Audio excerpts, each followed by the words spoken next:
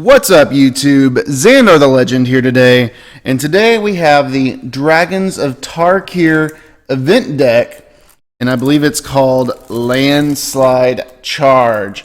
It's a red, green, and blue deck, and we're going to open it up and see everything that's in here. This is the first event deck I've ever bought, as they started releasing these after I quit, so I'm pretty excited to go over it with you guys today.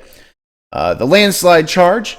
Call your savage clanmates to battle. On the harsh frontiers of the war-torn Tarkir, only the strongest will prevail. Send forth packs of mighty hunters and fierce beasts to crush your enemies into the mountainside. Let's take a look at it. What I think is pretty cool about these is you get a dice. That's pretty neat. A little extra value, some value add, as I like to call it. That's what they call it in the biz, by the way. Pretty cool little, it's kind of like a fat pack. I mean, you got your little, just a little cardboard cover. Nothing too fancy. But this is pretty cool. You get a little box to carry it around in. It opens up like so. Has a divider in there for our sideboard.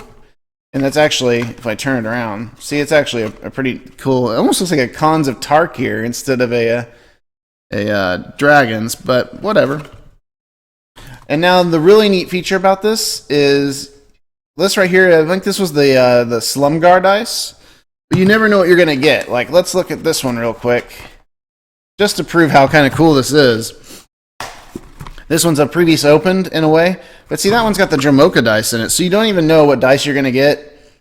And the Dramoka one's way cooler, if you ask me. So you find a good deal on these, sometimes it might be worth buying two of them. If you can catch them for like $14 or $15, which is pretty much the lowest point you're going to get, you can actually make money, which I'll kind of go over here in a few minutes. We'll go over the main deck first, and then we will look at the sideboard after that. As always, pretty much all these previous decks come with a rules reference card, a little insert of your deck and what it does, kind of how to play it, or what you might be up against in this set. You've already seen the divider. So let's go straight into the cards of our main deck. You got a Yasova Dragonclaw, 3 mana for a 4/2 with Trample. It's a Fate Reforged card. At the beginning of combat, on your turn, you may pay 1 and 2 blue or mountains. If you do, gain control of target creature and opponent controls with power less than Yasova's Dragonclaw power until the end of turn. Untap that creature and it gains haste. Savage Knuckleblade. We've seen him on the first part of intro packs, I believe, for Cons of Tarkir. And he is a 3 mana forest, island, and mountain. And for a 4/4, you can activate him for 3 mana and he gets +2/+2 until end of turn. You can activate this ability only once each turn. For 3 mana also, you can return him to its owner's hand. Or for just 1 mountain, he gains haste until end of turn. Cirque the Hunt Caller is our first Dragons card. This is one of our money cards right here. He's a 4 mana cost, 2 uncolored, 2 forest, 5/4. He has Formidable. At the beginning of combat on your turn, if creatures you can control have total power 8 or greater, target creature you control gains haste until end of turn. He's got 5 attack. I mean, most likely if you got anything else on the board at all, he's going to have Formidable. So this is one of the cards. I believe this is a $3 or $4 card right now. And here is our money card of the set. So between the Thunderbreak Regent and the Suruk, if you can catch these for about $15, they pay for themselves and everything else is pretty much just a bonus. This is another 4 mana, 4/4 flying. Whenever a dragon you control becomes the target of a spell or ability and opponent controls, the Thunderbreak Regent deals 3 damage to that player. Now guys, this card is seeing play in so many different decks right now that it's not going to go away, and hopefully the value just goes up on it as people continue to add this to their decks. So some very solid rares. An Outpost Siege, 4 mana. You can choose Cons or Dragons when it comes out. At the beginning of your upkeep, if you chose Cons, you can exile the top card of your library. Until end of turn, you may play that card. If you chose Dragons, whenever a creature you control leaves the battlefield, the Siege deals 1 damage to target creature or player. Another solid rare. And so it's Crater Claws. I mean, you've got a lot of staples for a lot of mono red decks.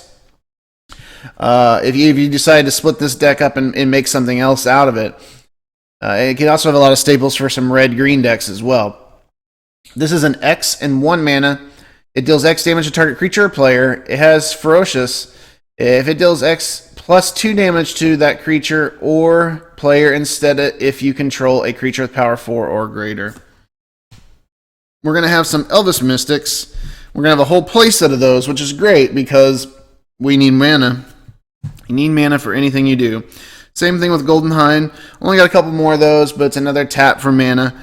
A little bit harder to get out, costing 2 mana to get out instead of 1, but you can only run 4 of those Mystics. Hair of the Wilds is Cons uncommon for 2 mana, 2/2 Death Touch. If it attacks, if you control a creature with power 4 or greater, it gets +1/+1 till end of turn. And you're going to see several of those because it's just going to be pretty obvious. You're always going to have power 4 or greater with a lot of your creatures out. Mogis Warhound is another pretty good staple card. 2 mana for a 2/2. It's got a bestow of 3. The Warhound attacks each turn if able. Enchanted creature gets +2/+2 and attacks each turn as able as well. A Fanatic of Xenagos. 3 mana for a 3/3 with Trample. It also has Tribute 1.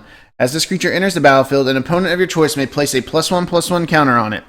When it enters the battlefield, if Tribute was not paid, it gets +1/+1 and gains haste until end of turn. And we're going to have a full play set of those in there. Wild Slash, another very common card.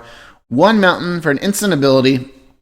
It has Ferocious. If you control a creature with power 4 or greater, damage cannot be prevented this turn. Wild Slash deals 2 damage to target creature or player.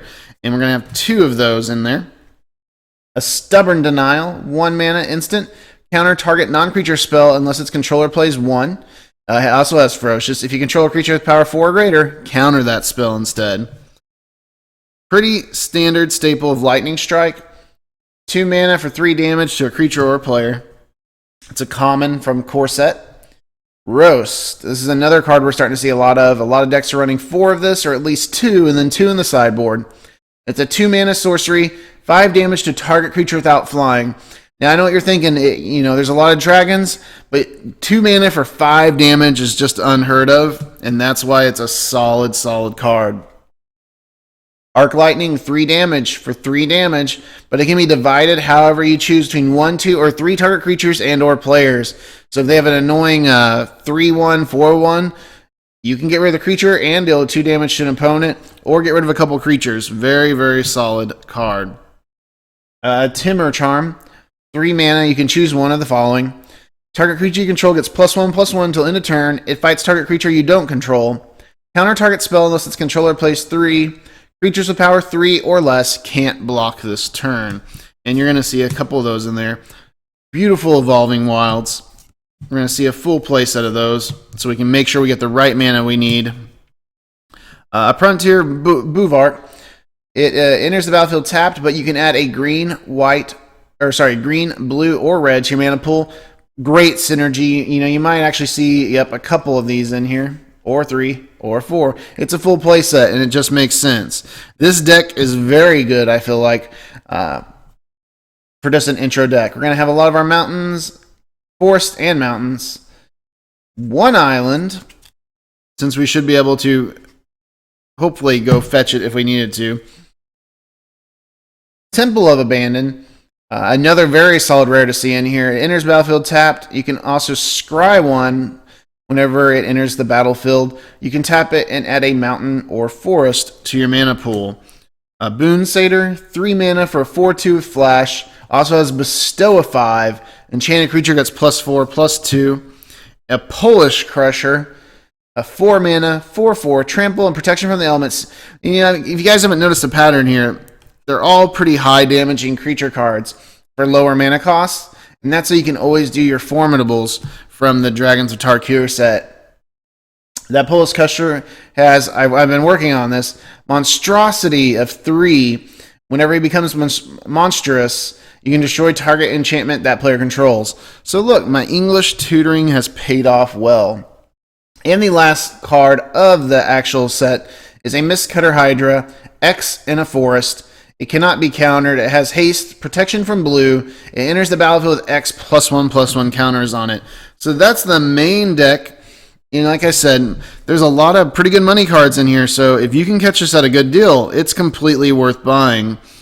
You know, I really want to touch on, it doesn't seem much, but it adds up quick. You know, $1 or $2 a card, a high value card that's probably going to go up, another high value card that's probably going to go up, because people just love playing red-green decks. I mean, you're just looking at a solid investment for right around the $15 range. Is it worth the full 25 or whatever it is MSRP? You know, if you're a newer player starting out, I think it might be. If you're a collector and been buying boxes, probably not as much. I have seen people take it as it is, the Friday Night Magic, and they've done well. They've placed, you know, they've placed high for Friday Night Magic. They win a lot of games with it. I mean, obviously, it's not super competitive, but it is a great start, and it'll be fun to play with your friends. Starting with the sideboard, we have 2 Rending Volleys, 1 mana, instant ability from dragons. It can't be countered by spells or abilities, and it deals 4 damage to target creature, white or blue creature. We have 1 Stubborn Denial, 1 mana instant. This is another, we had that in the deck, so it's a counter spell. Now this is something we did not see in the deck. We've got 2 of these, Disdainful Strokes, 2 mana instant, counter target spell with converted mana cost 4 or greater. Encased in Ice, 2 mana, instant or enchantment aura, has flash. Enchant red or green creature. When encased in ice, enters the battlefield, tap enchanted creature. Enchanted creature doesn't untap during its controller's next untap phase. So very solid for locking down a card. We're going to have 2 Abzan Beastmasters. It's a 3 mana 2/1. At the beginning of your upkeep, draw a card. If you control the creature with the greatest toughness or tied for the greatest toughness. So you can actually pull an extra card each turn if you're running a lot of toughness. If your opponent's not, per se, I guess. Reclamation Sage, we got 2 of those in the sideboard. It's a 3 mana 2/1 from the Core 15 set. When it enters the battlefield, you may destroy target artifact or enchantment. I mean, obviously, it makes sense why you'd have him in there. If you're playing someone that's running a lot of enchantments or artifacts, it'd be a good reason to sideboard him in. We're going to have 2 Active Treasons, 3 mana sorcery, gain control of target creature until end of turn, untap that creature, it gains haste until end of turn. Basically, it's just going to allow us to take over someone's creature and hit them with it. And then finally, 2 Arc Lightnings. So 3 mana, and it does 3 damage, split however you want. I'd probably find a way, depending who I'm playing, I might get these into the deck. I feel they're kind of critical. But really, very, very solid event deck. I think it's something you can buy and run with it and do a pretty good job. Definitely worth buying if you can catch it for a decent price online or from your local card shop. So don't hesitate to buy this, guys. I think it's worth about every penny right now if you can get it in the $15 to $20 range. With that being said, guys, make sure you hit that subscribe or like button if you like seeing these videos. And once again, this is the first event deck I have ever done, so hopefully it's pretty plain Jane. Most people know what's going to be in there, but I want you to see the cards, and some people just don't have the money to go out and buy these, and they like to watch these videos. So hit that subscribe or like button. It keeps the content coming. Keep playing Magic, and thanks for watching.